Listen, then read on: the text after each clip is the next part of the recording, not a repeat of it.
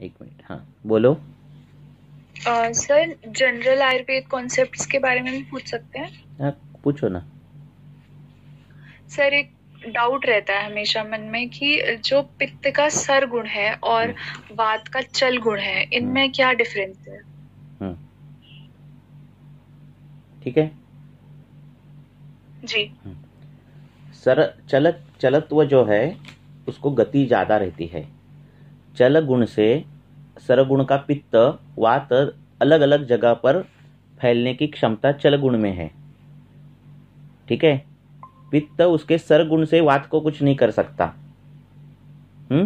सरगुण है वो मूत्र या फिर मल, उनको अनुलोम गति प्राप्त करने की क्षमता किसमें रहती है? सरगुण में रहती है। तो जैसे पानी बहता है, वो बहता है सरगुण से बहता है, और हवा जो बहती है वो चल गुण से बहती है। जब सर गुण होगा तो चल गुण उसके साथ होगा, तभी उसका सरत्व आएगा। हाँ, गुण कैसे, कहीं एब्सोल्यूट गुण नहीं रहते कभी कभार। ठीक है ना, गुण एब्सोल्यूट नहीं रहते। एब्सोल्यूट नहीं रहते मीन्स क्या? एक गुण में भी दूसरे गुण का अंश रह सकता है। ठीक है, रुक्षत्व हम कब मानते हैं या फिर हम स्निग्धत्व कब मानते हैं? जब वो उसमें रुक्षत्व कम रहता है, इसीलिए वो स्निग्धत्व रहता है। ठीक है ना। तो हम अंधेरा किसको मानते हैं? क्योंकि उसमें प्रकाश का अभाव है। ठीक है ना। तो उसमें थोड़ा तो प्रकाश है पर वो अभाव है, इसलिए वो अंधेरा है। ठीक है ना जी। हाँ, तो वैसे रहता है, एब्सोल्यूट गुण नहीं रहता। पृथ्वी महाभूत वो एब्सोल्यूट पृथ्वी महाभूत नहीं है, उसमें भी आकाश है, उसमें भी वायु है। एक पत्थर लिया पृथ्वी महाभूत का, ठीक है, तो उसमें हमने उसको देख लिया माइक्रोस्कोप के नीचे, तो उसमें आपको भी आकाश महाभूत दिखाई देगा। तो वो भी एब्सोल्यूट पृथ्वी महाभूत नहीं है। ठीक है, एक मिनट, मैं एक फोन लेता हूँ, एक मिनट। हेलो, हाँ आलेत पैसे, आलेत, ओके।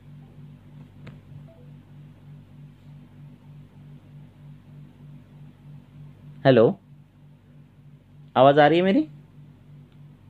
जी सर। हाँ, तो ऐसा है। ठीक है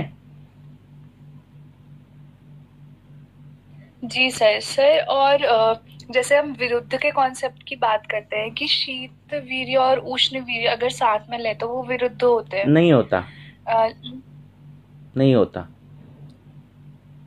वो गुण विरुद्ध है, वो गुण विरुद्ध है, पर वो आहार विरुद्ध होगा ऐसे नहीं है। हम हल्दी और दूध पीते हैं, दूध तो शीत गुण का रहता है, हल्दी उष्ण की रहती है, वो कहाँ विरुद्ध होता है? ठीक है, जब विरुद्ध, जी सर, थोड़ा सा क्लियर कर दीजिए, जैसे मेरा ही डाउट था कि वीर्य, शीत वीर्य और उष्ण वीर्य साथ में नहीं लेते हम, तो फिर जो औषधि योग होते हैं, कौन बोल रहा है साथ में नहीं लेते? हम लेते हैं ना, हम वही तो मैं बोल रहा हूँ। बादाम का दूध पीते हो, बादाम डाल के, बादाम तो उष्ण है, दूध तो शीत है। नहीं, जी सर, ऐसा कुछ नहीं है। विरुद्ध अन्ना अलग कंसेप्ट है, उसमें ये वीर्य विरुद्ध है इसलिए रस विरुद्ध है, इसलिए विरुद्ध ऐसे नहीं होता। दो द्रव्य साथ में मिलने के बाद अगर उनका कॉम्बिनेशन दोष प्रकोपकर हो, व्याधि कारक हो, तो वो विरुद्ध अन्न है। ठीक है ना। तो ऐसा नहीं है, ऐसा होगा तो फिर हम जो आहार बनाते हैं वो सब विरुद्ध ही है ना। हम उसमें धान्य भी डालते हैं, जीरक भी डालते हैं, ठीक है ना, तो सब विरुद्ध हो गया, हम रोज विरुद्ध खाते हैं, ऐसा हो गया, ऐसा नहीं है। तो ऐसा कुछ दिमाग में ये मत डालो कि हम शीत वीर्य का पदार्थ लेंगे और उष्ण वीर्य का साथ में लेंगे तो कुछ होगा, ऐसा नहीं होता। तो सभी औषधियां और सभी कल्प सब विरुद्ध ही हो गए फिर। जी सर, थैंक यू सर। प्रश्न पढ़ता हूं।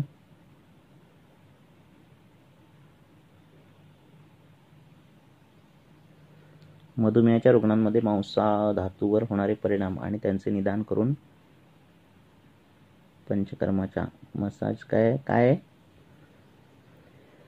सर, मी पाठवलाय तो प्रश्न। मसाज करताना म्हणजे उदाहरणार्थ मधुमेहाच्या रुग्णांमध्ये हे आजकाल जास्ती म्हणजे नेहमीच बघायला मिळतं। मसाजच्या वेळेला मला तो प्रॉब्लेम येतो की तो मांसधातूवर झालेला जो परिणाम आहे, दारढे बऱ्याच वेळेला असतं, सगळे मसल म्हणजे पिंडिका आहे किंवा हाताचे मसल्स, तर तिथे ते दार्ढ्य, स्थैमित्य किंवा असा घट्टपणा हे गुणानुसार कसं डायग्नोसिस करायचं आणि त्याच्यासाठी द्रव्य आपण कुठल्या कुठल्या स्टेजला कुठलं कुठलं द्रव्य असं काही मार्गदर्शन करता येईल का? मधुमेहाच्याच पेशंटमध्ये की दुसऱ्या? मधुमेहाच्या पण आणि बाकीचे पण प्रायशः मधुमेहाचे जास्त बघायला मिळतात. वुमेन म्हणजे लेडीज पेशंट्स. हे गुणांच्या ह्याने विचार करायचा म्हणताय का? मुळात आपण मुळात अभी क्या हो रहा है, अभी जो पेशेंट आते हैं अभी पंचकर्मा का इतना क्रेज हो गया है कि आ गया पेशेंट तो हम स्नेहन स्वेदन ये ऐसे लेते हैं, ठीक है? तो ये पहली बात तो यही गलत है। अगर हमें उसको स्नेहन करना हो तो वो निराम चाहिए, क्योंकि आम अवस्था में स्नेहन वर्ज है। तो इधर से पहली गलतियां चालू होती हैं। अगर तो वो प्रमेय है, उसमें बहुत सामता है, सामता ही होती है, अध्यशन रहता है, अजीर्णासन रहता है, विरुद्धासन रहता है, संकीर्णासन रहता है, आम तो बहुत बड़ा रहता है। तो ऐसे अभी के समय में कोई भी लंघन करके नहीं आता आपके पास, कोई भी आम का पाचन करके नहीं आता आपके पास, कोई भी उपवास करके नहीं आता आपके पास। पेशेंट जो आते हैं वो सभी आम प्रदोषज रुग्ण आते हैं, और वही आम प्रदोषज रुग्णों को हम डायरेक्ट स्नेहन स्वेदन बस्ती या फिर जो कुछ हो वो चालू कर देते हैं। तो यही गलत बात है पहली। उसका पूरे का पूरा पाचन होना चाहिए। रुग्ण में आलस्य रहता है, रुग्ण में गुरुता रहती है, रुग्ण में श्रोतरोध रहता है, रुग्ण का मल प्रवर्तन अच्छा नहीं होता। तो इसका पहला सामता उसको क्लियर करनी चाहिए, फिर वो स्नेहन स्वेदन बाकी की चीजें हैं, ठीक है? पंचकर्म ये बहुदोष अवस्था में की जाने वाली चीज है। तो आपके पास वो 5% ही पेशेंट आते हैं जिनको लगता है कि अभी ये बहुदोष अवस्था है और वो वमन आ रहा है, पेशेंट विरेचन आ रहा है, बस्ती और वॉटएवर। तो बहुत वो कम आते हैं। अभी का जो ट्रेंड चल रहा है वो 95% रुग्णों को पंचकर्म करना और 5 को शमन देना। तो ये भी गलत है। मनी मेकिंग पॉलिसी नहीं रहनी चाहिए चिकित्सा में। जी तो ऐसे ही होना चाहिए। और जो बहुदोषावस्था पेशेंट रहते हो तो आईसीयू में चले जाते हैं, कोई बड़े अस्पताल में चले जाते हैं। तो इसीलिए हमारे पास जो आते हैं तो ज्यादातर रुग्ण शमन के आते हैं, पाचन के आते हैं। तो वैसी ही चिकित्सा देनी चाहिए। ऐसे अभी क्या चल रहा है कि एकाध 10 पेशेंट आ रहे तो 5 के तो पंचकर्म करो, ऐसा आ रहा है। ऐसे नहीं होना चाहिए, ठीक है ना? तो ओके, थैंक यू सर। ठीक है, आप पूछो क्वेश्चन, लिख रहे हो? हेलो। हाँ बोलो। हेलो सर, मेरी एक पेशेंट है 52 इयर्स एज। उसका है ना वर्टाइगो था, मतलब भ्रम था, हेडेक था बहुत, और जॉइंट पेन थे। सिर्फ हाथ में जॉइंट पेन था, मतलब जब वो सुबह उठती थी ना तो उसको हाथ में ही पेन होता था, मतलब जॉइंट्स में। और उसकी मतलब हेतु तो सब, जैसे उसके वो बहुत दुबले है वो आंटी, और उसके हस्बैंड है ना डायबिटिक है और बहुत स्थूल है। तो वो जैसे आहार करते थे वैसे कौन स्थूल है? उनके हस्बैंड। हाँ, पेशेंट वो वाइफ है? हाँ वो वाइफ है। तो वो जैसे वो कुछ बनाएगी स्वीट तो वो ही खा लेंगे, इसके लिए उनसे डर के वो ही उनके जैसे आहार करने लग गई। तो फिर और वैसे पहले से ही उनको स्ट्रेस ज्यादा लेने की आदत है। तो फिर मुझे वो प्योर वात पित्त ही लगा, जो कुछ भी उनके सिम्टम्स है। तो हेडेक, जो वात, वर्टाइगो, सब जैसे स्ट्रेस लेने से, वो उनके बच्चे भी यूएस में है तो थोड़ा भी उन्होंने कुछ बोल दिया तो ये स्ट्रेस लेके उनको हेडेक होता है। तो फिर मैंने उनको सारस्वता, और मेनोपॉज के करीब है उनका, थोड़ा भी 52 एज है तो उनको मैंने सारस्वतारिष्ट शुरू किया था। और बला, एक शेक बला, वो 101 बला है ना कैप्सूल, वो स्टार्ट की थी। शिरोपिच बोला था, और उनको ये मुखपाक भी होता था बार बार, और पूरे बॉडी में भी जलन होती थी, तो मैंने अमृता पाचन दिया था एक वीक का। फिर कामदूधा भी स्टार्ट की थी, जैसे निराम अवस्था देखी, तो उनको मुखपाक भी कम हो गया 1 महीने के बाद, और पूरा बॉडी का जलन भी कम हो गया, लेकिन उनका पाद दाह कम नहीं हो रहा है। और अभी हेडेक आ गया, तो वो अभी वर्टाइगो 1 महीने से नहीं है उनको, जैसे पहले आता था बार बार। और अभी हेडेक तो बहुत, मतलब हेडेक 1 महीने के बाद है, तो वो कंटिन्यू दो दिन रहा, उनको नींद भी नहीं आई। तो मैंने उनसे पूछा, तो वो बोली कि मुझे जब भी एक्सर्शन होता है ना, जैसे कुछ काम ज्यादा हो जाता है, तो ये ऐसे हो जाता है। तो उनका पाददाह नहीं जा रहा है और हेडेक भी ऐसे, मतलब ये नहीं आना चाहिए, तो इसमें और क्या कर सकते हैं?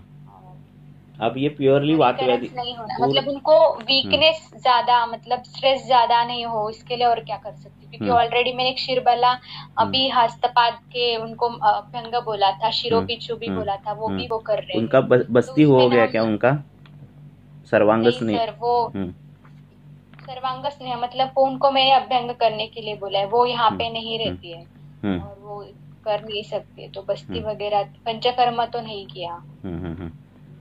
तो ये बचा हुआ उससे जाता है। क्या है, वात कहाँ गया उसके, इस पर लक्षण ये देखते हैं, है ना। मज्जागत गया तो भ्रम तम प्रवेश आ जाता है। वही वात ने अगर पित्त पाद के यहाँ खींच लिया आशयापकर्ष गति के द्वारा, तो पाददाह लक्षण आता है। ठीक है, वो मेनापॉज में है, तो ये भी वात का है। तो ये प्योरली वात व्याधि है। सर्वांग वात जब रहता है तो स्नेहन स्वेदन बस्ती, ये चिकित्सा है। ठीक है, तो वो एक बार करना चाहिए। सर्वांग अभ्यंग उसको रोज करना, घर में बोलना चाहिए कि रोज करो। और बाकी जो स्ट्रेस कैसा है, स्ट्रेस आने के बाद की जो तकलीफें हैं वो हम दूर कर सकते हैं। स्ट्रेस लेना कि नहीं लेना वो रुग्ण को काउंसलिंग करके ही बोलना पड़ता है। ठीक है, तो स्ट्रेस के बाद की तकलीफें हम कर सकते हैं, पर उनका वही प्रॉब्लम है पहले से ही। तो ये सर्वांगगत वात रहता है, तो मैं काउंसलिंग करती हूँ उनका। और चिंता, शोक, ये स्ट्रेस, इससे मज्जागत वात की वृद्धि होती है। उसमें भी वो वात की अभी एज में गई है। ठीक है, तो ये रहता है। तो ये वात ही कर देता है कि पित्त को इसमें डाल देता है, पाद में डाल देता है, पाद दाह उत्पन्न करता है। ये वात ही पित्त को ऊपर की ओर सिर पे लेकर जाता है और वो भ्रम लक्षण पैदा कर देता है। तो ये वात की चिकित्सा करनी चाहिए। हाँ सर, तो इसमें और मैं क्या कुछ ऐड कर सकती हूँ? मुस्तादी आपन बस्ती और बस्ती कर सकती है। बस्ती अगर वो कर सकते तो करो, नहीं तो सर्वांग अभ्यंग, अगर बस्ती नहीं कर सकती हो सर्वांग अभ्यंग करना, रोज करना जरूरी है। यही बड़ा वात का शमन चिकित्सा उपक्रम है। अगर हम बस्ती नहीं कर सकते तो पूरा सर्वांग अभ्यंग करना नहाने से पहले। ठीक है, तो इससे बाकी के सब के लिए कुछ सुवर्णमाक्षिक यूज कर सकते हैं सर उनमें? कुछ जरूरत नहीं के साथ कुछ जरूरत नहीं। आप वात सिर्फ कंट्रोल में लाए ना तो भी बहुत है। उसका आहार विहार ज्यादा पित्त प्रकोपक है क्या? नहीं सर, इतना नहीं है। सिर्फ उनको चाय लेने की आदत है, वो मैंने बोला कि वो कम कर दीजिए, पर वो एवरीडे थोड़ा तो लेती, पहले से कम है लेकिन वो लेती है। कहीं क्या होता है, इसको तो अभी इस पेशेंट में आप वात का ही चिकित्सा उपक्रम करो। नजदीक है तो बस्ती चालू करो, दूर है तो उसको अभ्यंग, पूरा स्नेहन और स्नेहपान, अंदर से तूप लेना, घी लेना, ये चालू करो। चाहे वो महाकल्याण का घृत लो, नहीं तो आप उसकी युक्ति प्रमाण से आप कोई घृत सेवन उसको बोलो। वात अगर सर्वांगगत बढ़ गया, पूरा शरीर में वात है, उम्र वात की है, तो सर्वांग स्नेहन स्वेदन और बस्ती, ये चिकित्सा उपक्रम है। वो नहीं अगर कर सकता पेशेंट तो अभ्यंग रोज करना और तूप का सेवन करना, घी का सेवन करना, ये अनिवार्य है। तो ये उसको चालू करो। महाकल्याण का घृत चालू कर सकते हो आप। हाँ सर। और सर और एक पेशेंट है सर, कैसे आता है पेशेंट, बहुत लक्षण बताता है और बहुत हेतु बताता है, और फिर उसकी जो व्याधि है वो भी 2-3 रहती है। अबे हमें क्या करना रहता है कि इस लक्षण से यही, इस हेतु से ये व्याधि हो गई और ये हेतु इतना बलकालक नहीं है इसलिए ये व्याधि नहीं हुई। मैं इसमें क्या बोल रहा हूँ, अभी देखो स्मोकिंग करते हैं लोग, कई लोग ज्यादा करते हैं उनको लंग्स का कुछ हो जाता है, कई लोग उससे भी ज्यादा करते हैं फिर भी उनको लंग्स का कुछ नहीं होता। ठीक है ना, कई लोग मद्य पीते हैं, अल्कोहल पीते हैं तभी फिर भी उनको लीवर का कुछ होता नहीं। ये क्यों होता है ऐसे? ठीक है ना। अगर हेतु है, अगर यकृत दृष्टि का हेतु है, अगर वो बार बार मद्य पी रहा है, हमारे इसमें लिखा है कि बाबा ऐसे ऐसे हेतु होने के बाद रक्त पित्त होना ही चाहिए, तो फिर क्यों होता नहीं ये, है ना? ये एक क्वेश्चन है ना, बराबर है ना? हाँ सर, हाँ सर। हाँ, तो ये क्वेश्चन का आंसर चक्रपाणी ने भी दिया है। हाँ, वो एक अभी मुझे मालूम नहीं कौन से श्लोक के टीका में दिया है, तो उन्होंने दिया है कि ये जो होता है कि ये एक एक हेतु से वो व्याधि नहीं होती है ना। वो आदमी, हम बोलते ना, अरे ये तो बहुत अल्कोहल पीता तो उसको कुछ नहीं हुआ, और ये इसने तो कभी नहीं पिया और उसको हो गया, है ना। तो हम वो उसमें एक क्या बोलते हैं, स्टेटमेंट कर देते कि कुछ नहीं, ऐसा कुछ नहीं होता, कुछ किसी को भी कुछ भी हो सकता है, ऐसे बोलते हैं ना। तो ऐसे नहीं है।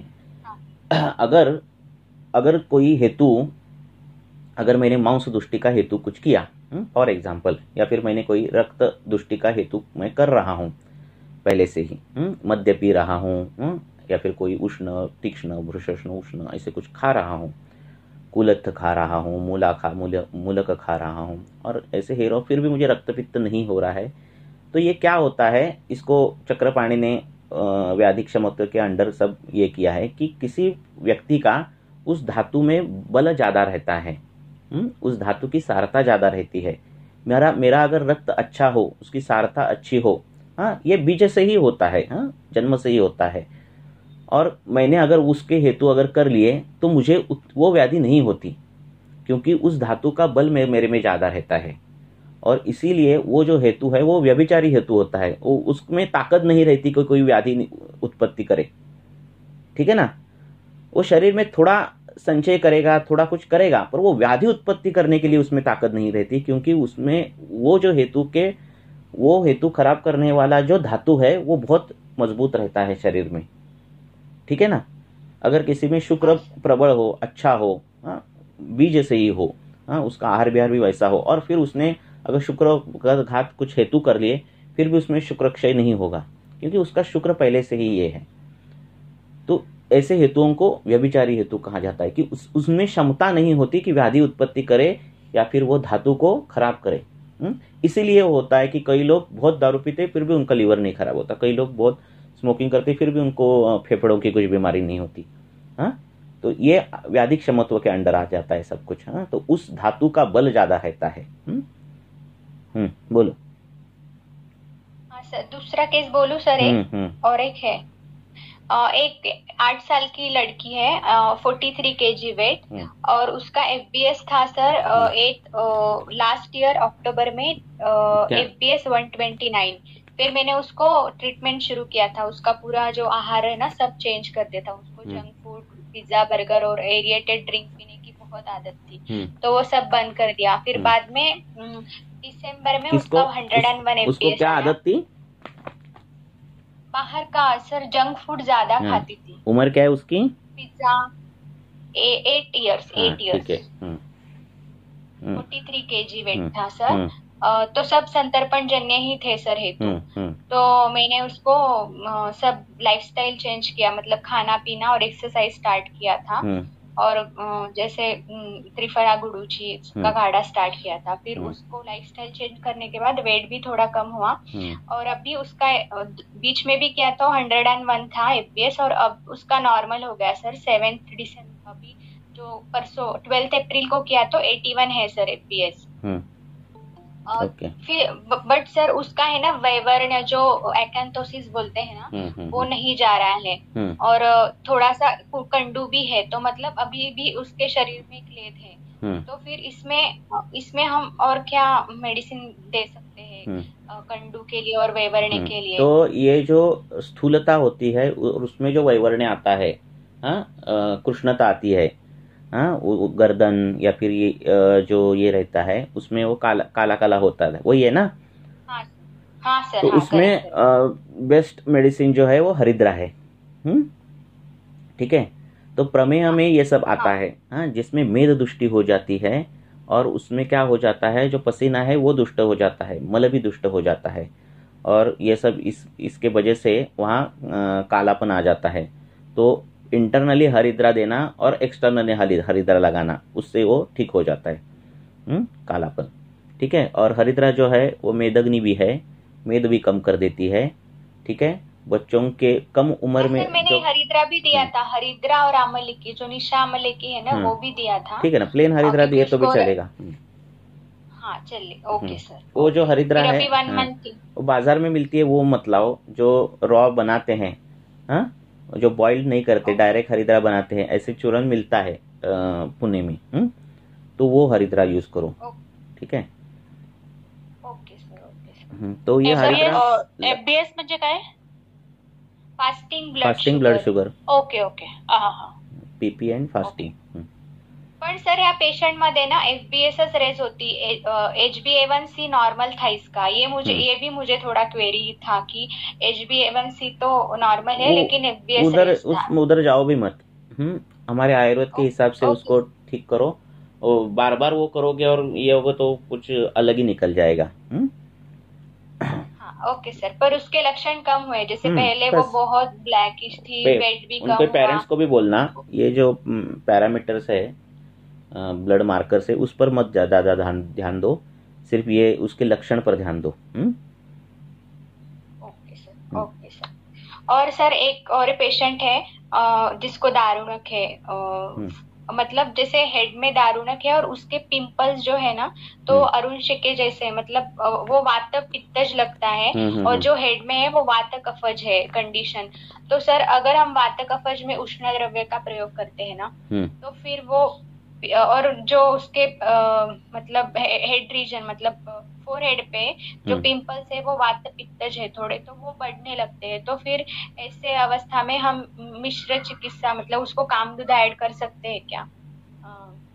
मैंने गंधक रसायन स्टार्ट किया था उसको। और ये सिर में आने वाली फुंसिया जो रहती है रेड कलर की, उसको फुंसी नहीं है सर, सिर में सिर्फ मतलब ड्राइनेस है जैसा है ना, वो है बहुत। और अभी कंडू कम हुआ उसका, गंधक रसायन और कुछ तो दिया था, मैंने आरगवत कपिला दी थी, और एक सूक्ष्म त्रिफला दिया था, जैसे वो सिबेसियस ग्लैंड पे मतलब ज्यादा वो एक्टिवेट हो जाता है ना यंग एज में बच्चों का, तो उसके लिए मैंने वो सूक्ष्म त्रिफला दिया था उसको। तो अभी वो कंडू तो कम हुआ है, लेकिन जो उसका फोरहेड के जो पिंपल्स है ना, मैं फोटो डालूंगी ग्रुप में, वो कम ही नहीं हो रहा है, मतलब वो नहीं कम हो रहा है। हाँ, इंटरनली दवाई देनी पड़ेगी, उसकी केस डालो ग्रुप में।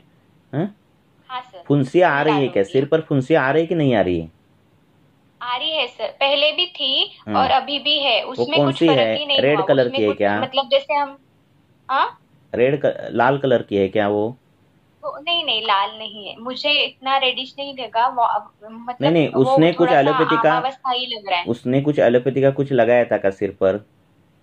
नहीं अभी नहीं, मेरे पहले लगाया था, पर मेरी ट्रीटमेंट के बाद कभी भी। हाँ, और क्या पेशेंट को कभी भी पूछते हैं ना हम लक्षण, पहले हम, अभी शास्त्र में है ये, पर हम पूछते हैं ना, अभी क्या होता है, पेशेंट एलोपैथी का ट्रीटमेंट लेकर कभी कभार आते हैं और फिर लक्षण हमें मिमिक कर देते हैं। हाँ, तो कभी कभार रेड फुंसिया रहती है, उसने कुछ लोशन लगाए रहते हैं, हाँ, एंटी फंगल और स्टीरॉयड के लोशन लगाए रहते हैं, फिर वो रेड कलर ये हो जाता है और ब्लैक कलर में आ जाते हैं वो, ठीक है ना। तो पित्त प्रकोपी, तो इसको पूछना कि मेडिसिन लगाने से पहले कौन से कलर में थी फुंसिया?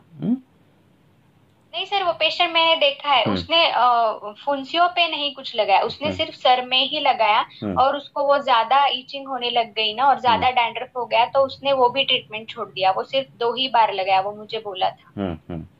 तो केस भेजूंगी सर, डिटेल केस भेजो, तो फिर पता चल जाएगा। और सर और एक केस है, एक 18 इयर्स गर्ल है, उसका वेट है 73 सिर को और जो भी ट्रीटमेंट करनी हो ना, शिरोलेप करना हो तो पूरे बाल निकालना, हाँ, और फिर अगर हमने ट्रीटमेंट ले ली शिरोलेप या फिर, तो बहुत अच्छे रिजल्ट मिलते हैं। सिर पर अगर ट्रीटमेंट करना हो तो। और सर एंगेज में वो लड़के नहीं रेडी, फिर भी एक महीने की बात रहती है, बाल आ जाते हैं 1 महीने में, पर जो रिजल्ट मिलना है ना वो फास्ट मिल जाते हैं। ओके सर, एक लास्ट केस है, age 18 years, weight 73 kg। Case लेते समय बहुत प्रश्न पूछो, बहुत उनको जो कुछ है ना वो सभी पूछो, हाँ, हेतु से लेकर सब प्रश्न ही विजानियात बोले, बहुत प्रश्न पूछना है। हाँ, फिर हमें निकल कर आएगा कि क्या है। हाँ सर, हाँ बोलो। ये सर 18 इयर्स है, 73 kg वेट है, मतलब उसका ओवर वेट है, और संतर्पण जन्य है ये भी, और उसको पीरियड्स भी इरेगुलर है, और उसको बचपन से ही वो बोलती कि मुझे बहुत हेडेक होता है, मतलब इतना हेडेक कि वो हाथ पैर भी झटकती है, और उसका MRI बचपन में किया था तो नॉर्मल था, और खांसी भी आती है उसको, ड्राई कफ, और कभी कभी उसको नीचे देखने से ब्रह्म जैसे भी होता है, और वो एक्चुअली मेरे पास उसके पैर में ऐसे कील जैसे हो गया था, वार्ड्स ब्लैक कलर के, तो उसके लिए आई थी वो मैं, फिर बाद में ये सब कुछ बताया, तो वो मुझे समझ में नहीं आ रहा कि उसको अभी पथ्यादि काढ़ा शुरू करना है, जैसे उसके आप पूरे डायरेक्ट ट्रीटमेंट पर जा रहे हो, पर हेतु पता चलने चाहिए कि क्यों हेडेक हो रहा है उसको। हाँ सर, उसका वही, वो मुझे डायग्नोस नहीं हो रहा क्योंकि वो बचपन से है ना, उसको 5 इयर्स से है वो, और MRI भी उसका नॉर्मल था, और वो बोलती है कि जैसे मुझे हेडेक होता है तो हमें मुझे हेतु में, लक्षणों में, व्याधि में लिंक लगनी चाहिए, बाद में चिकित्सा। चिकित्सा बहुत है, शिरोरोग में करो सब है, नस्य है, शिरोधारा है, शिरोपिचू है ना, शिरोबस्ती है, बहुत ट्रीटमेंट तो बहुत है, पर हमें हेतु पता चलने चाहिए किस वजह से हो रहा है।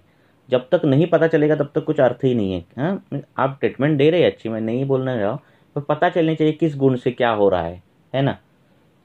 ये बीज दृष्टि से स्थूलता है क्या उनकी, वो ऐसी होगी तो बहुत टाइम लगेगा उसको ठीक करने के लिए। हाँ, वो ठीक होने कष्ट साध्य है, ठीक है, वो देखना चाहिए। सिर कहाँ दर्द दे रहा है, आगे सिर दर्द दे रहा है तो वो रस की दृष्टि ज़्यादा रहती है। कर्ण के साइड में अगर ज़्यादा सिर दर्द दे रहा है तो वो मांस की दृष्टि पर ज़्यादा फोकस रहना चाहिए। पीछे सिर दर्द दे रहा है तो वो मज्जा की दृष्टि रहती है, तो ये देखना चाहिए। सुबह सिर दर्द देता है, खाने के बाद देता है, विप्रकुष्ठ सन्निकृष्ट कारण कौन से है, विप्रकुष्ठ कारण कौन से है, उसके झट कौन से, किस प्रदेश में जाने के बाद सिर दर्द नहीं देता, किस प्रदेश में आने के बाद सिर दर्द देता है ना। ये सब वो जो लक्षण है ना, उसको ऐसे पूरा क्या करना, सभी बाजुओं से ये करना, ठीक है ना, तो निकल के आएगा कि क्या प्रॉब्लम क्या है, कहाँ से क्या हो गया है ना। केस हिस्ट्री लेते समय भी ऐसे ही लेना। ये दर्द हो रहा है तो कब किस काल में हो रहा है, इसके ये क्या है, किससे ठीक हो रहा है, ये सब लिख कर लिए ना तो आपको सॉल्यूशन ही मिल जाता है किसी भी इसका केस का। हाँ सर, मैंने लिखा था वो पूरा ही शिरशूल बोलती है, ऐसे स्पेसिफिक हाफ आगे पीछे ऐसे कुछ भी नहीं था, पूरा ही बोलती। और जैसे अंधेरे में जाने के बाद उसको, फिर वो होने के बाद वो अंधेरे में जाए तो उसको लगता है कुछ आवाज नहीं चाहिए और मैं अंधेरे में ही रहनी चाहिए, तब उसको थोड़ा बेटर लगता है। अंधेरे में लगना बेटर लगता है। हाँ, मतलब जैसे लाइट आ गया तो उसमें उसको ज्यादा हो जाता है, पर उसके हेतु सर पूरा संतर्पण जन्य है। जैसे वो सुबह उठते ही भूख नहीं है तो भी एक पूरा ग्लास दूध और बोर्नवीटा डाल के पी के जाती है कॉलेज में। फिर बाद में जंक फूड है जैसे केक ऐसे है, और व्यायाम बिल्कुल भी नहीं है। इसके लिए उसका हाइट है पर उसका वेट है 73 kg। अगर उसके हेतु कफज शिरोरोग ऐसे आते हैं या फिर कृमिजन्य शिरोरोग ऐसे आते हैं तो उस हिसाब से चिकित्सा करो। ठीक है ना। हाँ सर, मेरा डायग्नोसिस वही है क्योंकि उसको क्या है, का भी है और भ्रम भी है, मतलब खांसी भी उसको जोर से आती है पर उसमें कफ नहीं आता है। कफ नहीं आता है उसकी खांसी। हाँ। तो आपने क्या निदान क्या किया है उसका? मैंने उसका निदान कफज और कृमि शिरशूल ही, क्योंकि क्रॉनिक है ना। तो कृमि शिरशूल ऐसे निदान अगर किया हो तो उसकी जो दवाई है उसमें शिग्रू अच्छा काम कर देता है। शिग्रू हाँ, तो शिग्रू का तेल बनाकर उसका नस्य करो, वो कृमि शिरशूल में अच्छा काम कर देता है। अगर उसका निदान आपने ऐसे किया हो तो ठीक है। नहीं सर, कफज शिरशूल। हाँ, कफज शिरशूल अगर किया हो तो एरंड पत्र सिद्ध तेल, इसका नस्य किया तो उसका अच्छा काम हो जाता है कफज का। और वातज अगर हो तो रासनादी तेल, रासना सिद्ध तेल का काम अच्छा होता है। Okay sir. तो कैसे आपने कौन सा ये किया है उस पर? हाँ, वातज किया है और बच्चा है और उसको शिरशूल है तो महामायुर घृत का जो घृत है उसका पान अच्छा होता है उसके लिए। तो निदान कैसे किया है उस पर ये सब कुछ है। Okay sir, thank you.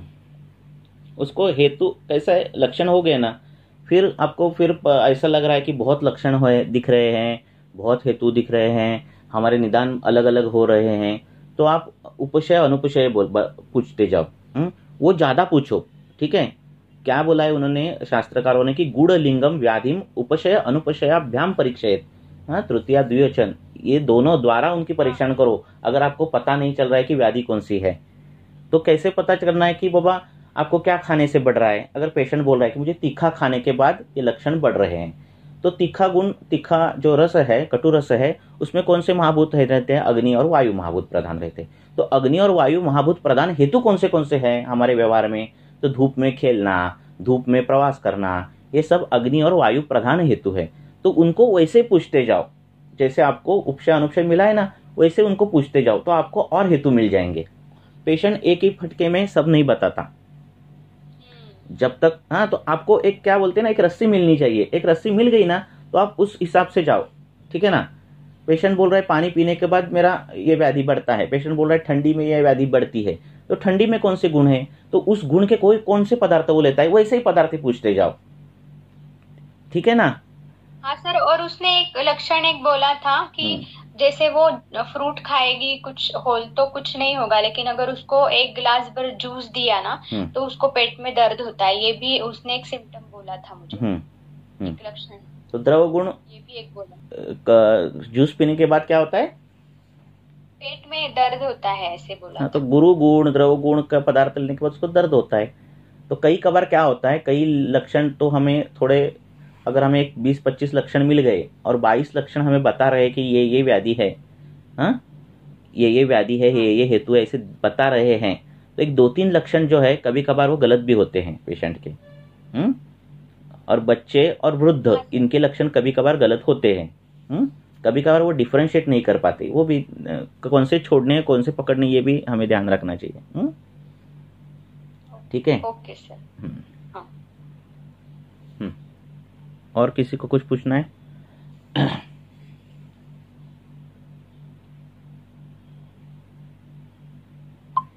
Hello sir. एक बोला। हेलो, बोला। हाँ, एक पेशेंट है, उसका 55 या 60 उम्र होगा। उनको खाने के बाद लूज मोशन होता था और मिल्क इंटॉलरेंस भी था, यानी दूध पीने के बाद में भी लूज मोशन होता था। तो उसको मैंने संजीवनी वटी और अपना सुचेकर और स्कूबेल करके आता है, ये सिमको कंपनी का, वो दिया था। तो उनसे उनको शुरू में आराम लगा, थोड़ा रिलीफ होगा, लेकिन अभी भी थोड़ा कुछ खाने में आता है तो थोड़े और भी तकलीफ हो रही है। तो उसको क्या दिक्कत है, कैसे? अब ये पेशेंट खाने का ग्रहण करना, उसको एक जगह पर रखना और उसका पचन करना और आगे भेजना, ये जो काम है वो गृहिणी का है, ठीक है ना, गृहिणी का काम। हाँ सर। हाँ, गृहिणी मीन्स डिओडिनम नहीं है, ये ध्यान रखो। गृहिणी मीन्स डिओडिनम नहीं है, ठीक है।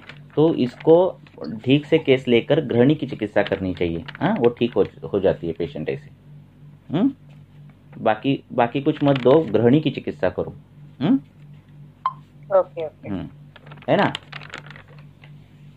पेट में खाना वो रख नहीं पाती है, कुछ भी खाने के बाद झट से वो उसको टॉयलेट हो जाता है, तो ये सब लक्षण क्या है, गृहिणी है। तो क्या देना वो देखो, उसको हेतु ढंग से देखो, और फिर जो विश्व है, अतिविष है, मुस्ता है, या फिर बिल्व है, ये सब द्रव्य है, उनका यूज करके उसकी चिकित्सा करो। Okay sir.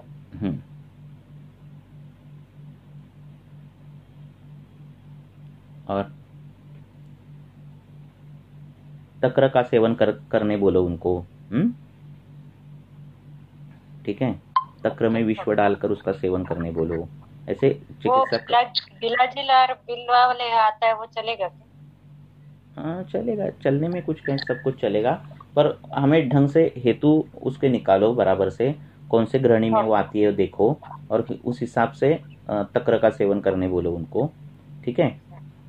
और शुंठी, अतिविष या फिर शुंठी और मुस्ता सिद्ध जल, ये दिन भर जब भी पानी पीना हो तो ये शुंठी और मुस्ता सिद्ध जल ही पानी पीना है, ऐसे उन्हें बोलो। ऐसे बोलो। उम्र कितनी है बोल पेशेंट की? 55 या 60 तक है। और कब से चालू हो गया ये? यानी ये तो 2-4 साल से चल रहा है। शुरू में थोड़ा था, लेकिन अभी उनका इंटॉलरेंस ज्यादा बढ़ गया था कि कुछ भी खाने के बाद उनको दौड़ना पड़ता था। तो उनको अभ्यंग भी करने बोलो।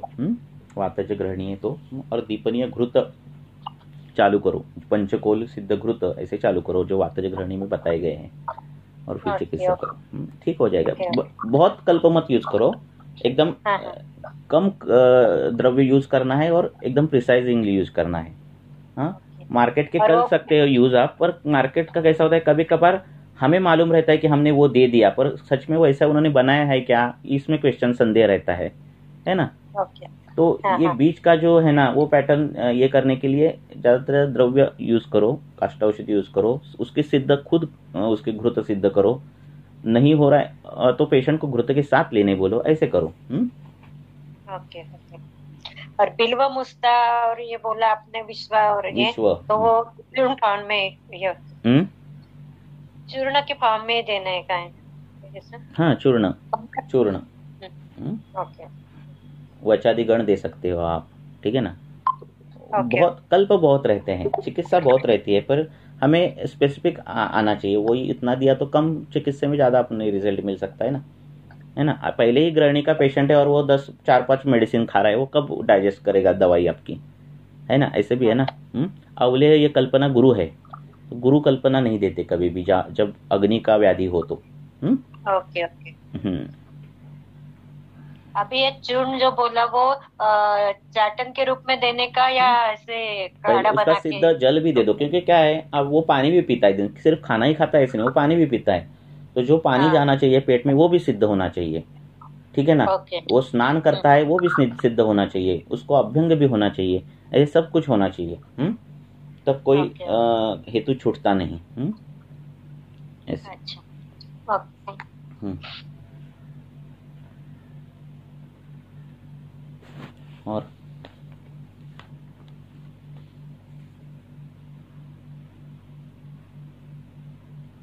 और किसी को कुछ पूछना है?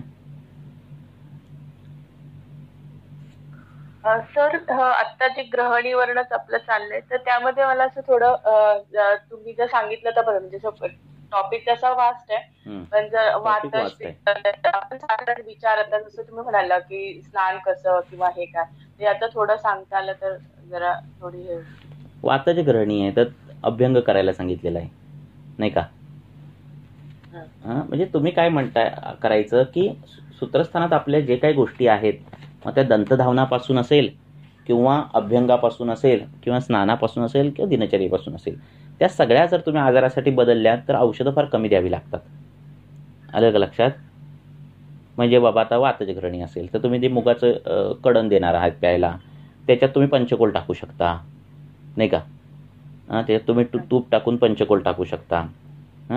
अशा गोष्टी करू शकता तुम्ही, बरोबर आहे. तर असं बदल करा खाण्यामध्ये. उसके जो पानी पीता है उसके पानी में, नहाने के पानी में, इसमें सब में अगर बदल कर दिया ना तो दवा ये कम देनी पड़ती है. ठीक है ना.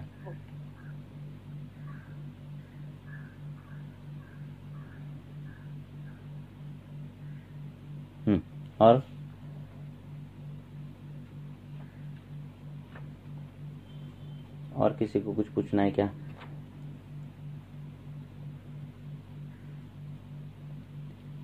सर, एक पेशेंट है जिसको पहले मतलब ऐसे शुष्क काश से आता ही था दिन में कभी भी, तो मैंने यष्टि मधु का जैसे फांट दिया था उनको, और शुंठी सूट शेखर कुछ दिया था, वो तो अभी कम हो गया, लेकिन शुष्क काश है हाँ, शुष्क कास। और अभी सिर्फ भोजनोत्तर ही आता है सर। भोजनोत्तर जो बोला है ना, भोजनांते, तो वो वातज ही है। इसके मुझे वो कंफर्म हुआ कि भोजनांते है ना, तो वातज कास ही है वो। भोजन करने के तो झट से आता है क्या? हाँ, झट से सर, तुरंत तब भी स्टार्ट होता है। तो उसमें और क्या दे सकते हैं सर? वो कम ही नहीं हो रहा है। मैंने ट्राई किया, क्योंकि वो ड्राई है ना, तो मैंने एसटी मधु ही यूज किया था, तो बहुत बेटर रिजल्ट मिले। लेकिन दिन भर का जो कास था ना, वो बहुत कम हो गया। लेकिन ये भोजन के बाद का वो सिम्टम, मतलब वो लक्षण कम ही नहीं हो रहा है। वो आता ही है, हर एक भोजन के अंत में आता ही है। और नाश्ते के बाद आता है? हाँ, नाश्ते के बाद भी, मतलब दोपहर के खाने के बाद भी, रात के खाने के बाद भी। अभी हम कैसा करते हैं, वो शुष्क है, किसके हिसाब से हम देखते हैं कि कफ नहीं आता ना कास में? नहीं सर, है ना, कफ नहीं आता है ना? नहीं। हाँ, पर वो उदान का अवरोध होता है, उदान की गति जो ये होती है वो कफ से ही होती है ना? उसने अगर खाना नहीं खाया और लंघन किया तो कास आता है क्या? नहीं, पहले आता था, ऐसे दिन भर कभी भी आता था। तो अभी वो नहीं है, पर खाना खाने के बाद है। तो खाना खाने के बाद अगर कम नहीं हुआ। खाना खाने के बाद वो पानी ज्यादा पीते हैं क्या? बीच बीच में पानी पीते हैं? कैसे करते हैं, कैसा खाना खाते हैं? वो फास्ट खाते हैं, स्लो खाते हैं? वो इतना नहीं पूछा, लेकिन पानी नहीं पीते खाना खाने के बाद। तो जरा वो देखो कैसा है। खाना खाते हैं तब हम क्या होता है, आमाशय में वो अन्न चला जाता है, हाँ, और फिर पाचन की जो है वो क्रियाएं चालू होती है, और इसके बाद उसको झट से कास आता है। ये तो हो गया, तो फिर कफा का थोड़ा तो अवरोध है उसमें। उसको अगर शुंठी और पिपली, हाँ, इसकी गुड़ के साथ अगर गोली दी खाना खाने के बाद, तो वो कम हो जाते हैं। पर वो ढंग से पूरा केस बताओ कि बाबा कैसे हो रहा है। वो पहले ज़्यादा आता था, फिर अभी नहीं आता, अभी सिर्फ खांसी आ रही है, तो वो जरा केस बताओ, हाँ, फिर उस पर हम करेंगे। वातज का, हाँ, वातज सिर्फ कास हो तो उसको शुंगी, धमासा, है ना, खड़ी शक्कर, इसका अगर चूरन दे दे तो वो ठीक हो जाता है। कभी कभार तेल के साथ चाटन देना पड़ता है। हमें आदत क्या पड़ गई है कि शहद के साथ ही देना है, ठीक है ना? तो कभी कभी तेल के साथ भी चाटन दो अगर जो वातज हो तो उससे वो, हाँ, उससे वो ठीक हो जाता है। झट खाना खाने वाले लोग रहते फास्ट, उनमें भी वो आदत है सर। हाँ, तो ये गलत है। खाने की आदत है। हाँ, भोजनम साभिभुक्तस्य अतिद्रुतम भोजनम, ये सब गलत है शास्त्र के अनुसार। हाँ, तो इससे भी हो जाता है वो। तो वो भी बदलो। पहले सूत्र स्थान का जो बेसिक जो है ना, वो पहले बदलो, बाद में चिकित्सा। उसको बोलो पहले ऐसे ऐसे खाना खाना है, भूख लगने के बाद खाना खाना है, ठीक है, और खाना धीरे धीरे खाना है, चबा चबा खाना है। ऐसे अगर हो, ये सब होकर भी कास लग रहा है, तो चिकित्सक पे ध्यान दो। ठीक है ना? तो सर शुंठी और ये करके देखती हूँ, धमासा, शुंठी, गुड़ और तेल के साथ वटी। हाँ, तेल के साथ भी देना है ना, उसमें भी वातज है ना, तो हमें तेल प्रयोग करना चाहिए। तेल प्रयोग करना चाहिए, तेल के साथ। या फिर गुड़ जो रहता है, हाँ, उसमें शुंठी और ये डालना, शुंठी या फिर पिंपली, हाँ, उसका चूरन डालना, गुड़ और तेल, ऐसी गोलियां अष्टांग हृदयकारों ने बताई है। तो ये गोली जो है वो दे दी, तो ये जो ठसका, जो उसको बोलते हैं ना, ठसका लगता है, हाँ, जेवल्या एकदम खोकला बसतो, तो ते कमी होते। शुंठी, गुड़, पिपली, इतना ही बस है सर? बस, और तेल। ओके। उसकी गोलियां 2 मिनट में गोली बन जाती है। तो उससे वो ठीक हो जाता है। Okay sir, thank you. पित्तजकास हो तो उसमें निशोत्तर डालना, फिर वो कम हो जाता है। ऐसे यही है, सब द्रव्यों का खेल है, बाकी कुछ नहीं है। और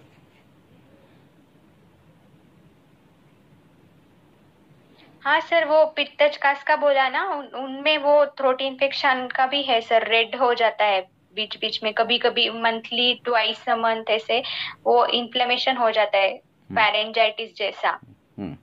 तो तब मैंने अभी पत्ती कर भी देखा था, जैसे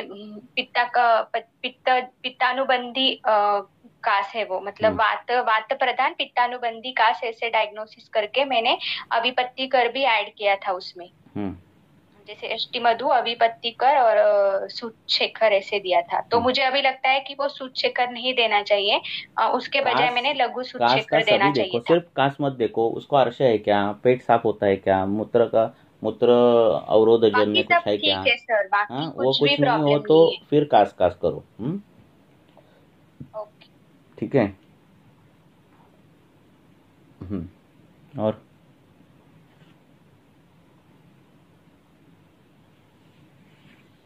और किसी को कुछ पूछना है? शास्त्र में जो कल्प दिए है ना, उसका एक बार अध्ययन करो कि कास और रुद्रोग ऐसा कॉम्बिनेशन दिया है ना। अर्श कास, ये कॉम्बिनेशन में कौन से आते हैं? हाँ, कास और अरुचि, इसमें क्या क्या आता है ना। कास रुचूल, ऐसे में क्या क्या क्या आते हैं? ये अलग अलग संप्राप्तियां हैं। हाँ, तो वो अगर पढ़े तो अच्छी पढ़ाई होती है।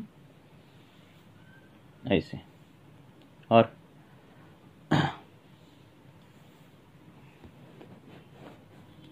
सर, जो गॉल स्टोन्स बनते हैं तो उनको प्रिवेंट करने के लिए क्या कर सकते हैं हम अपनी डे टू डे लाइफ में? नहीं, आपने दिनचर्या फॉलो की, ऋतुचर्या फॉलो की, और जो आहार के नियम है वो फॉलो किए तो ये कुछ होता ही नहीं। एंटासिड ज़्यादा खाना, कभी भी खाना खाना, खाने के बाद आइसक्रीम खाना, ये सब जो बढ़ गया है ना, इससे ये सब बढ़ गया है। ठीक है ना। किसी को भी एसिडिटी हुई, वो जाता है मेडिकल स्टोर में और वो एंटासिड खाता है। ठीक है ना। तो ये सब चीज़ें हैं। प्रोटॉन पंप इनहिबिटर लेना, H1 ये लेना, तो ये सब चीज़ें भी उसमें ट्रिगर करती है। तो ऐसे गॉल स्टोन होना नहीं चाहिए, इसके लिए नहीं है कुछ आयुर्वेद में। कुछ भी नहीं होना चाहिए, इसके लिए सब कुछ है आयुर्वेद में।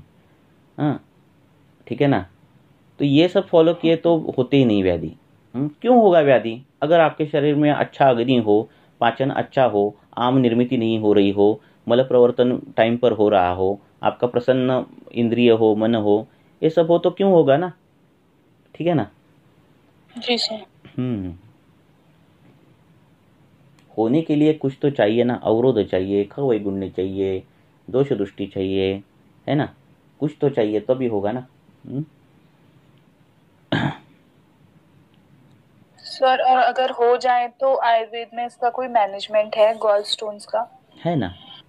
उसको गॉल स्टोन मत देखो, उसको क्या लक्षण है उसके हिसाब से देखो। कई लोग अर्श, गॉल स्टोन से पहले, बहुत पहले अर्श रहता है उनमें, और फिर गॉल स्टोन हुए रहते हैं।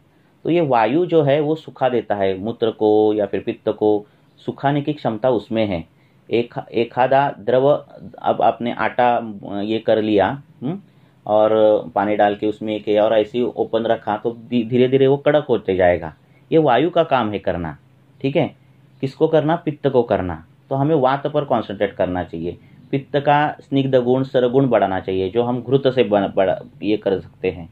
ठीक है। तो बहुत, गॉल स्टोन हो या फिर किसी भी हो, इसको बहुत चिकित्साएं हैं, पर हमें हेतु मिलने चाहिए, किस वजह से हो रहा है वो देखना चाहिए। वायु को अनुलोमन करो, कफ पित्त को उसके उसके स्थान में रखो, उसको किसी को भी बढ़ने मत दो, यही चिकित्सा है। सभी दोषों को समस्थित रखना, यही चिकित्सा है। आम निर्मिति नहीं होना, यही चिकित्सा है। ठीक है ना। अगर आप चिकित्सा दे रहे हैं गॉल स्टोन को, कुछ बहुत सी चिकित्साएं दे रहे हैं और वो दीवा स्वाप कर रहा है, तो कुछ फायदा नहीं है। ठीक है ना। आप गॉल स्टोन को चिकित्सा दे रहे हो और वो रात्रि जागरण कर रहा है, तो उसको कुछ यही नहीं है। आरोग्य वर्धिनी भी आप गॉल स्टोन को दे सकते हो, जो गॉल स्टोन ये कर सकती है, पर ये ऐसी चिकित्सा नहीं है आयुर्वेद में। ठीक है ना। ताम्र भस्म दे सकते हो, पर ये नहीं चिकित्सा है। हमारी चिकित्सा क्या है? हेतु देखो, उसके हिसाब से चिकित्सा करो। जी सर। आकाश और पृथ्वी महाभूत प्रधान द्रव्य अगर यकृत पर लगाए जाए उसका लेप, तो वो भी गॉल स्टोन आपका डिजोल्व कर सकता है, पर ये नहीं है चिकित्सा।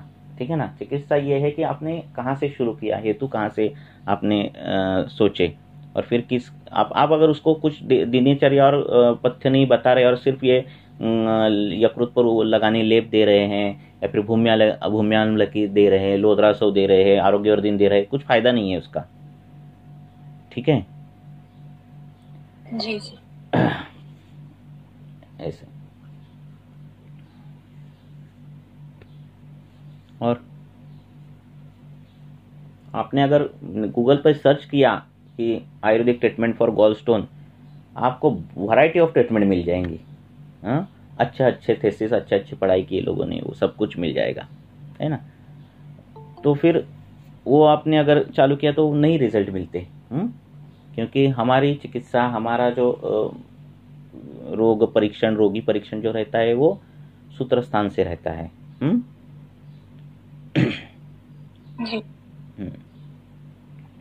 और सर एक मेरा लास्ट क्वेश्चन है। एक मेरी पेशेंट थी 42 इयर्स एज, उसका वेट था 65 kg। अभी 1.5 महीने के बाद उसका 59 kg हुआ है और उसके संतर्पण जन्य हेतु थे बहुत।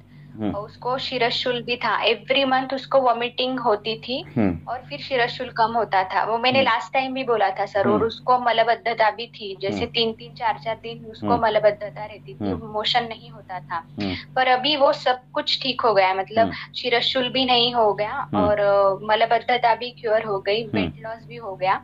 लेकिन सर एक ऐसा लक्षण है, जैसे पहले वो मिल्क खाती थी, उसकी ऊपर की मलाई भी खाती थी, तो उसको ऐसे शायद उसको फीलिंग ही नहीं थी कि ये हेवी है। ऐसे वो रेगुलर बेसिस अध्यशन ही रहता था उसका, ऑलवेज खाना। अभी भी उसको मैं कंट्रोल में बोलती रहती हूँ कि इतना नहीं खाना है, मतलब तो भी बेटर है पहले से। मिल्क प्रोडक्ट उसका मैंने पूरा बंद कर दिया है, वो भैंस का दूध रहता था उसका वो खाने में पीने में। तो अभी लेकिन ये सब कुछ कम हो गया। लेकिन पर सर एक दिन उसने पूरन पोली खाई थी 3, तब उसको बहुत हेवीनेस, मतलब वो बोली बहुत ही पेट में ये हो गया, हेवी हो गया। और एक बार उसने खीर खाया था, और जैसे वो पहले खाती थी तो उतना उसको महसूस नहीं होता था, लेकिन अभी जैसे ये ऐसे पदार्थ खाने के बाद उसको फीलिंग हो रहा है कि मेरे पेट में अभी भी ऐसे मतलब बहुत हेवीनेस आ जाता है। तो ये लक्षण क्यों आया है उसको?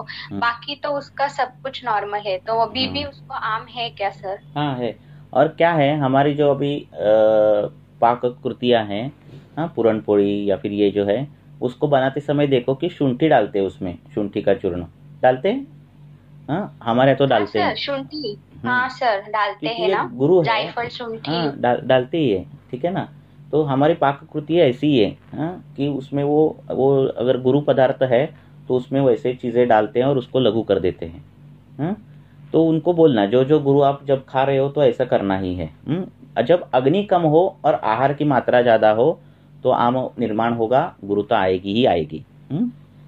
तो उसका अग्नि, हाँ सर मुझे वही लक्षण मतलब वही लगता बोलो, है जब कि आपको वो बहुत ज्यादा खा लेती है सर, उसका कंट्रोल ही नहीं। मतलब अभी मतलब मैंने उसको बोला है कि तुझे तीन पूरन पोली एक साथ खाएगी तो तुझे हेवीनेस होगा ही। अगर तू 2 कटोरी खीर खाएगी मिल्क का तो तुझे होगा ही, मतलब वो आम ही बनेगा ना, इतना हेवी खाएगी तो वो जीर्ण नहीं होगा। ये मैंने उसको एक्सप्लेन किया। पुरणपोळी बरोबर आमटी केली जाते, जी झणझणीत तिखट अग्नी वायू प्रधान अशी आमटी आहे। एक गुरु प्रधान द्रव्य आहे आणि एक बरोबर उलट द्रव्य आहे, आणि म्हणून ती अशी कॉम्बिनेशन अशी केली जातात। हाँ उसने आमटी नहीं खाई थी सर, उसने सिर्फ पुरणपोळी खाई थी। आणि मग ती तिखट बनवतात आमटी खूप, कट वर येतो त्याच्यावर। ओके ठीक आहे, थँक्यू। चटणीला फोडणी देऊन आमटी बनवतात, ती नासत नाही, है ना। अजून तो सर ये उसके सिर्फ अध्यशन की वजह से हो रहा है ना, ट्रीटमेंट का मेरा कुछ प्रॉब्लम नहीं है, उसका हेतु ही मतलब वो जो कर रही है वो पथ्य पालन नहीं कर रही है, उसकी वजह से हो रहा है। वही। Okay sir.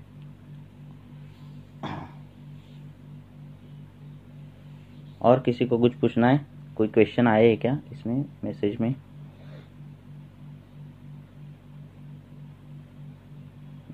स्काल्प डैंड्रफ,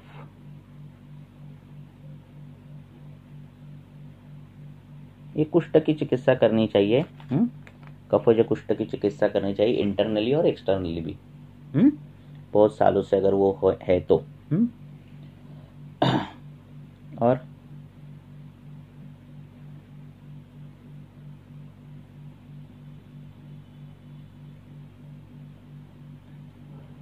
और कुछ क्वेश्चंस है क्या?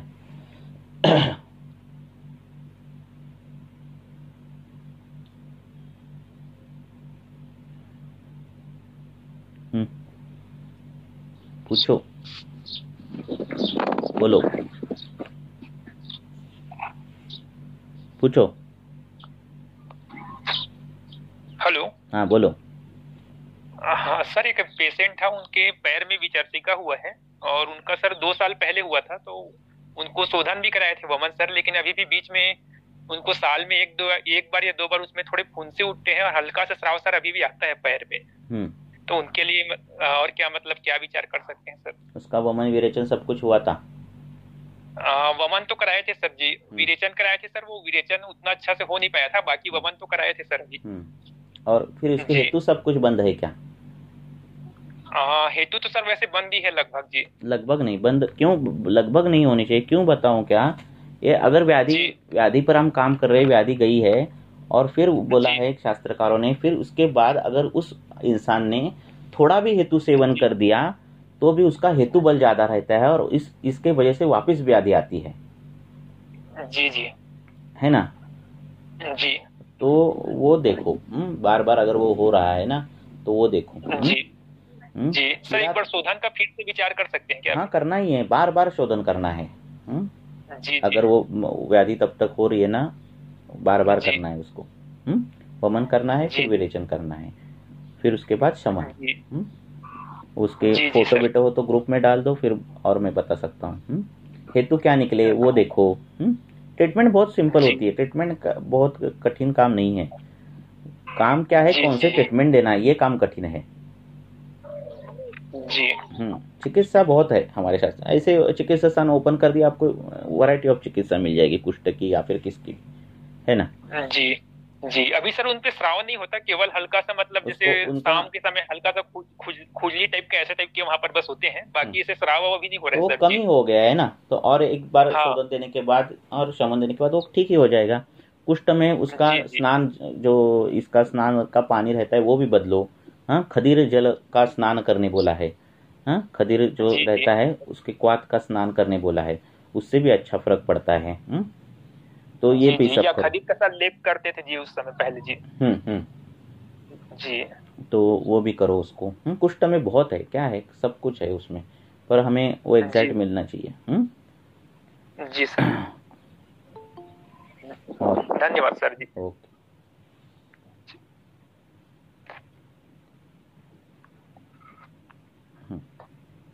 और किसको कुछ पूछना है पूछो।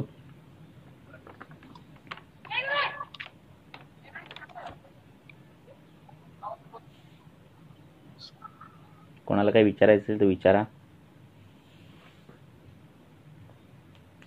प्रिसाइज प्रश्न विचारता, मला प्रिसाइज म्हणजे सांगता येईल, एक एक्झॅक्ट असेल तर जास्त त्याच्यावर भाष्य करता येईल। कोणाला काही विचारायचंय का केस बद्दल?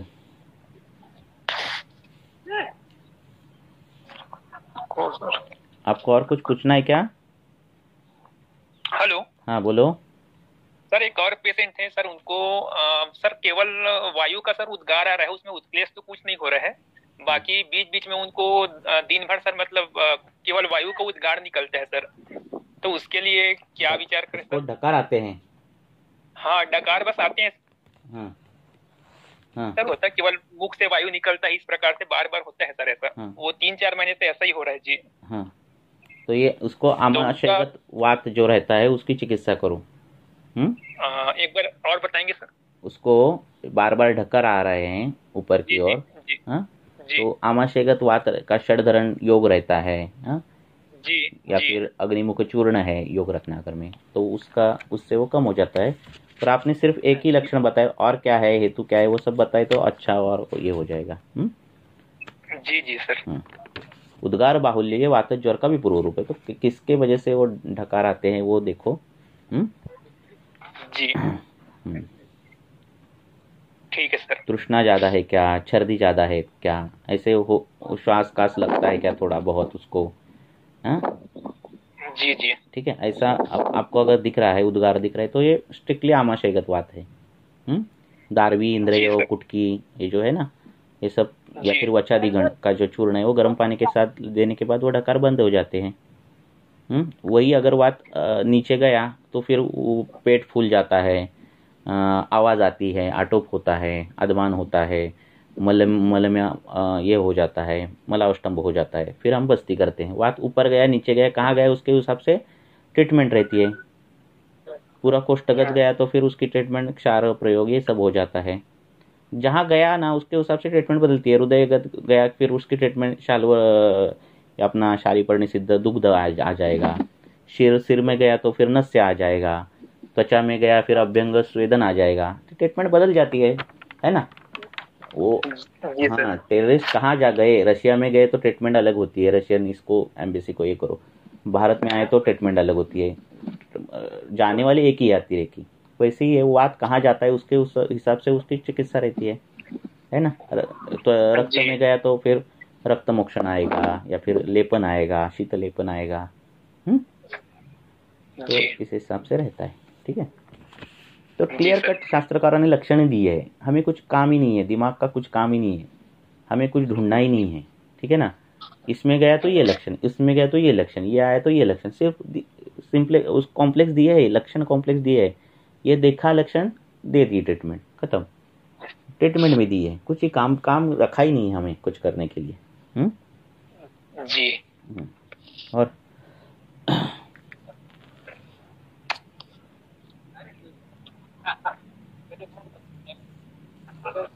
और कुछ पूछना है किसी को? कोणाला काही विचारायचं विचारा, सॉल्व करून घ्या विषय।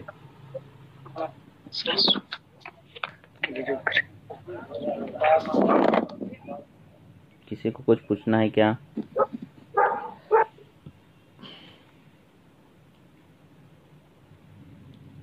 इतकं सगळं सोपं आहे। तुम्हाला प्रॅक्टिस करताना काय अडचण कशात नेमकी येते ते लिहून ठेवत जा, ते विचारा। आपल्या शास्त्रकारांनी सगळं डिटेल लिहिलेलं आहे। इतना सब कुछ डिटेल लिखा है कि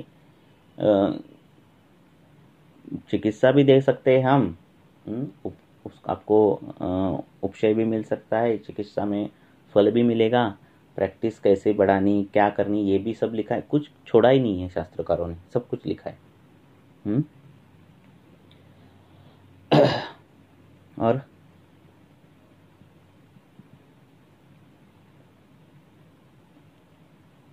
बहुत साल के बाद कौन से व्याधि आने वाले हैं, फिर वो अगर व्याधि आ गए तो ये हमारे जो व्याधि हमने दिए हैं, जो कुछ दिए हैं संप्राप्तियाँ, वो छोड़कर भी व्याधि आएंगे, फिर आप क्या करोगे, कैसे सोचोगे, उसके बारे में भी दिया है। तो उन्होंने सबकी आप हमारी सब पूरा है ना प्रैक्टिस का करियर बना डाला है उन्होंने संहिता लिखकर।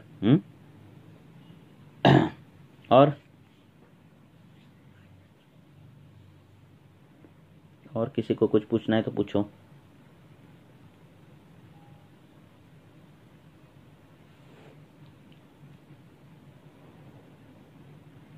विचारायचंय कोणाला? विचारा, प्रश्न काय असतील, छोटे मोठे काही प्रश्न असतील विचारा।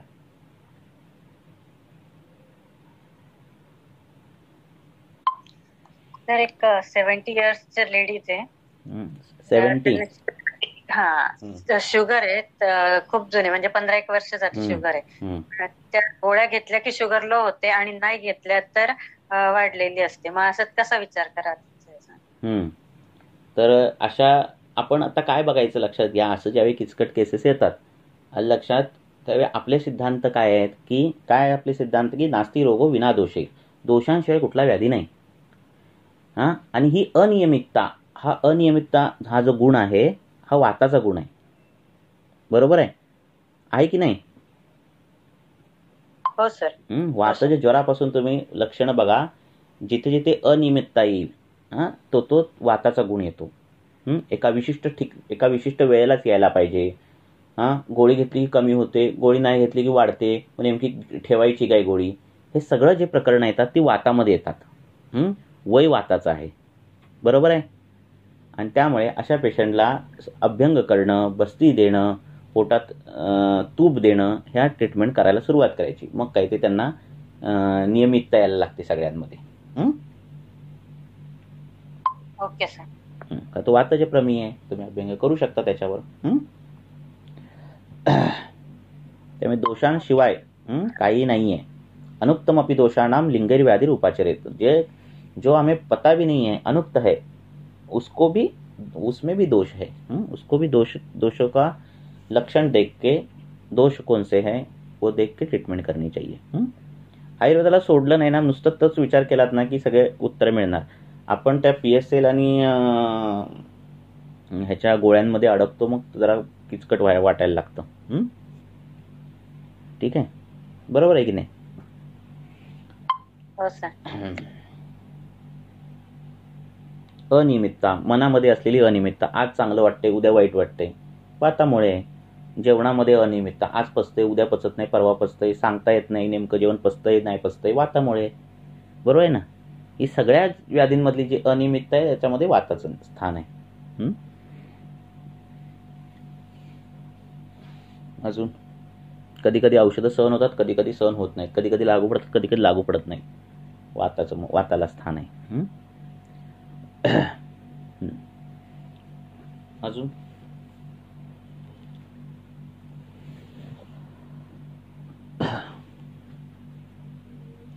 आणि कोणाला काय विचारायचंय का? सर माझ्याकडे एक केस आहे, 16 वर्षाची मुलगी आहे। हॅलो, आवाज येतोय? हा येतोय आवाज, बोलत राहा।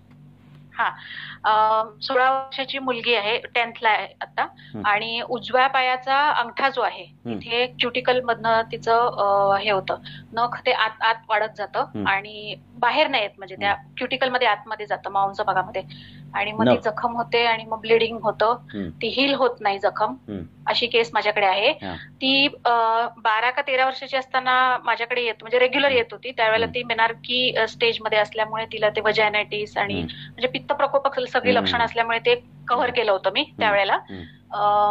त्याच्यानंतर मध्ये 1-2 वर्ष ती आली नाही, त्यांना काहीतरी तिच्या हाताला प्रॉब्लेम झाला म्हणून मग त्यांनी ते ॲलर्जिक जे काही सगळा इंडेक्स असतो ते सगळं चेक करून घेतलं, आणि मग ते लॅक्टोजेन म्हणजे दूध आणि दुधाचे प्रॉडक्ट सगळे त्यांनी बंद करायला सांगितले, सगळे ते मधल्या काळामध्ये झालं, चॉकलेट आणि ते सगळं बंद करायला सांगितलं।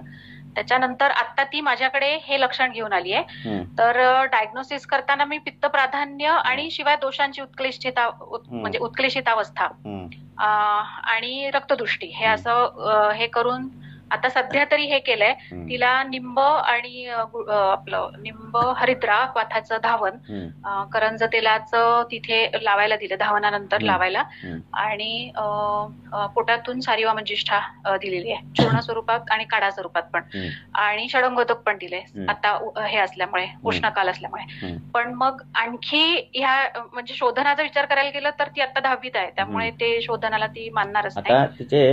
आणखी कसा विचार करायचा? नख जे है त्याचं जे वो जो नेल बेड रहता है वो मांस धातु और रक्त धातु का बना रहता है। वो जो नेल बेड है तो उसमें आई जो विकृतियां हैं वो अस्थि की विकृति, रक्त धातु और मांस धातु, ये तीनों को ध्यान में रखना पड़ता है बार बार। नखाला धरून ठेवणं हे मांस धातूचं खालून काम आहे, आलं लक्षात? आणि त्याच्यामध्ये लालसरपण आणणं तिथं रक्त धातूचं काम आहे, आलं लक्षात? रक्त धातू बिघडला नख खराब होतात, जे तुम्ही किडनी ह्याच्या पेशंट मध्ये बघतात, नख कशी पडतात वेगळी। मांस धातू बिघडला नख खराब होतात, अस्थि धातू बिघडला की पण नख खराब होतं। तर ह्या 3 धातूंवर काम करायचं है। 3 धातु खराब करने वाले कुछ हेतु दिखते हैं क्या? रक्त दृष्टिजन्य हेतु मिलते हैं क्या? मांस दृष्टिजन्य हेतु मिलते हैं क्या? वो देखो, अगर है तो वो बंद करो, और फिर उसके बाद रक्तपाचक, मेदोपाचक, रक्तपाचक, मांसपाचक और कुछ दवाई जो युक्ति प्रमाण से आप दे सकते हो वो देखो, चालू करो। पर ये धातु ध्यान में रखो, रक्त धातू और मांस धातू। मग ते जे काही निदानं दिलेली आहेत आपल्या रक्तपित्तामध्ये असतील, मांस बिघडवणारी, त्या सगळे निदान बघायचं, कुठलं तरी काहीतरी एक कारण होतंय का? ती दही खाते का, जे रक्त धातू खराब करतं आणि मांस धातू खराब करतं, ती दही खायची का, तर ते बघा। म्हणजे अशी निदान आहेत, असे हेतू आहेत, आलं लक्षात? कुळिथासारखे पदार्थ, मुळ्यासारखे पदार्थ, अभिषंधी पदार्थ असतात, ते रक्त धातू आणि मांस धातूला बिघडवतात। म्हणजे रात्री मोड भिजवून ठेवणं, डाळी भिजवून ठेवणं, डोशासारखे पदार्थ असणं, हे सगळे रक्त धातू खराब करणारे अभिषंधी पदार्थ आहेत। तर असे हेतू बघा कुठले मिळतात, ते पहिला आधी बंद करा। जर तो व्याधी खूप काळ राहत असेल, परत परत डोकं वर काढत असेल, तर काहीतरी हेतू चालू असतो। पेशंटला तो माहितीच नसतो तो हेतू आहे, आणि आपण कधी विचारलेला नसतो तो हेतू आहे। लहान बाळ आहे म्हणजे कृमींचा पण विचार करा, पालेभाज्या जास्त खाते का, जबरदस्तीने खायला घालतायत का, लक्षात? गुळाचे पदार्थ काही खाता, गुळ जुना गुळ असेल, तर तो परत रक्त खराब करतो, मांसधातू खराब करतो. तसं काय खाणं आहे का? तर हे सगळे गोष्टी, तिळासारखे पदार्थ रक्तधातू खराब करणारे, मांसधातू खराब करणारे. तर त्यानुसार हेतू काढा, तसा कुठला हेतू मिळतोय का बघा, तो बंद करा आणि मग सगळे चिकित्सा उपक्रम रक्ताला, मांसाला आणि अस्थिधातूला धरून राहावा.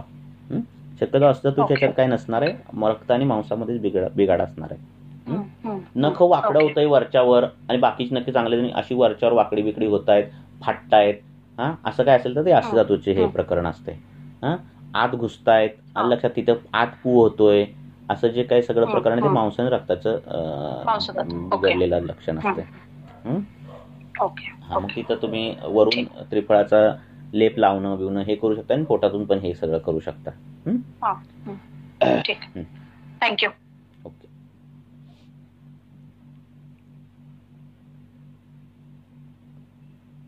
अजून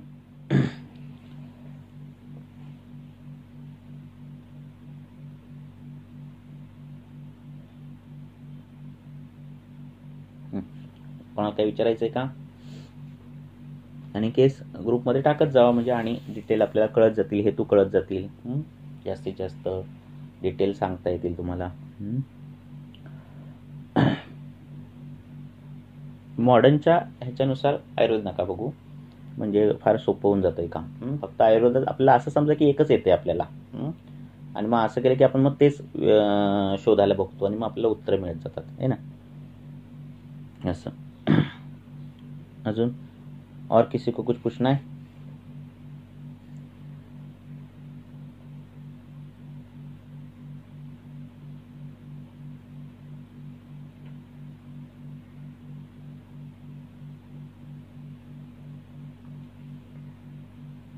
कोणाला काय विचारायचंय का? 2 मिनिटं मी थांबतो, एक प्रश्न घेतो आणि थांबूया आपण.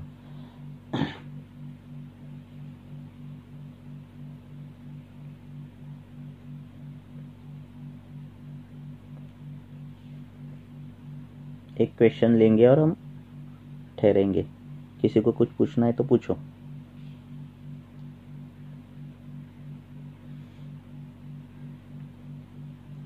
ज्यादा डिस्कशन असतं, जब डिस्कशन रहता है तो एक दिन पहले सब क्वेश्चन निकालो तो ज़्यादा से ज़्यादा हम डिस्कस कर सकें.